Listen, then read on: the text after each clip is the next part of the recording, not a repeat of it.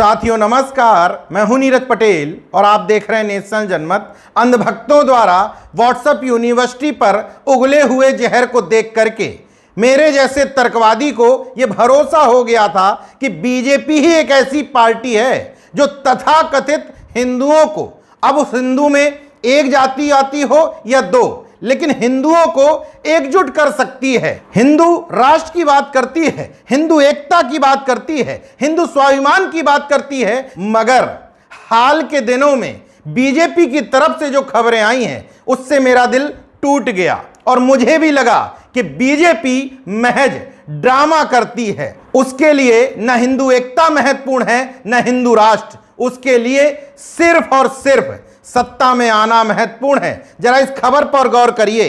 BJP मुस्लिम संवाद महाअभियान के तहत मुस्लिमों को जोड़ने की कोशिश करेगी। मुझे बड़ा गर्व हुआ था जब हेमंत बिस्वा शर्मा, जो असम के मुख्यमंत्री हैं, उन्होंने कहा था कि 10 साल तक हमें मियाओं का वोट ही नहीं चाहिए, इसके बावजूद हम सरकार बना लेंगे। मगर ये क्या, यहां तो 2024 की सत्ता खतरे में दिखी, सारा एजेंडा ही धराशायी हो गया। अल्पसंख्यक मोर्चा के मुस्लिमों को लगा दिया काम पर कि अपने समाज के लोगों को मूर्ख बनाओ, भारतीय जनता पार्टी की तरफ लाओ, क्योंकि अन्य जगह से हमें वोट बैंक का नुकसान हो रहा है। चलिए, ये तो अल्पसंख्यकों की बात हो गई, लेकिन एक दूसरी खबर हाथ लगी।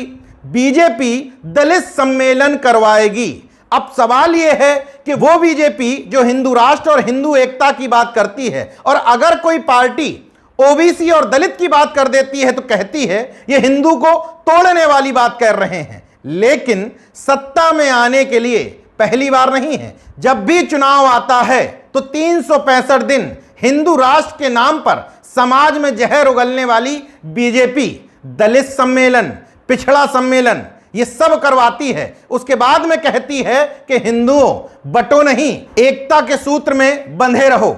अब सवाल यह है, बीजेपी दलित, पिछड़ा और यहां तक कि अल्पसंख्यक सम्मेलन कर रही है तो अन्य पार्टियों को किस मुंह से पानी पी पी करके कोसती है। अब दो में से कोई एक बात तो ड्रामेबाजी है, या तो हिंदू राष्ट्र की बात करना ड्रामेबाजी है, या अल्पसंख्यक सम्मेलन ड्रामेबाजी है, या तो दलित सम्मेलन, पिछड़ा सम्मेलन ड्रामेबाजी है, या हिंदू एकता की बात करना ड्रामेबाजी है। यही बात अगर पिछड़े दलितों को समझ में आ जाए तो वो हर बार की तरह मूर्ख ना बने। आपको एक नाम याद होगा या शायद नहीं भी होगा, क्योंकि अशोक कटारिया का इस्तेमाल करके बीजेपी ने कहां फेंक दिया पता ही नहीं है। अशोक कटारिया, केशव प्रसाद मौर्य को जिम्मेदारी दी गई कि पिछड़े वर्गों को मूर्ख बनाना है। लखनऊ में उन लोगों के भी होर्डिंग पोस्टर लग गए अपने आप को अपनी जाति का बताते हुए, जो इस बात में शर्म महसूस करते हैं अगर उनके समाज के लोग उनके घर पर इकट्ठे होकर पहुंच जाएं। उन्होंने भी बड़े गर्व से होर्डिंग लगाई, कहा हम पिछड़े भी हैं और पिछड़े में इस जाति के भी हैं। हालांकि पिछले अनुभवों को देखते हुए यह कहा जा सकता है फिर कोई बलि का बकरा ढूंढा जाएगा, मुखौटा बनाया जाएगा, चमकाया जाएगा, चुनाव बाद उसको गायब कर दिया जाएगा। बहरहाल, पिछड़ा सम्मेलन करो, दलित सम्मेलन करो, अल्पसंख्यक सम्मेलन करो, ब्राह्मण सम्मेलन करो, करती ही है बीजेपी, हमें कोई आपत्ति नहीं। मगर एक खबर आ रही है कि बीजेपी भीम सम्मेलन भी कर सकती है। तो भीम सम्मेलन के नाम पर दलितों को जुटाने की कोशिश कतई मत करना, यह बाबा साहब का अपमान है, क्योंकि देश के संविधान निर्माता और पहले कानून मंत्री को एक जाति में समेटने की गुस्ताखी मत करना। और अगर ऐसा करने की सोच रहे हो, नेटवर्क 18 चैनल ने खबर चलाई है, तो फिर ब्राह्मण सम्मेलन जब करना तो उनका नाम श्यामा प्रसाद मुखर्जी या दीनदयाल उपाध्याय सम्मेलन करना, क्योंकि अगर बाबा साहब को एक जाति में, एक वर्ग में सीमित करने की कोशिश करोगे तो आपके इन प्रातः स्मरणीय नेताओं को हम किसी कीमत पर देश समाज का नेता नहीं मान सकते।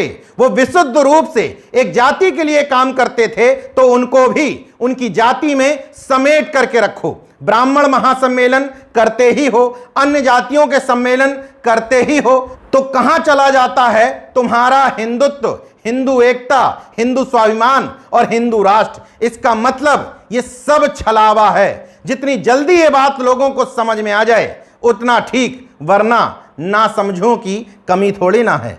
देखते रहे नेशनल जनमत, जागरूक और सजग बने रहिए। जय विज्ञान, जय संविधान, जय लोकतंत्र। धन्यवाद।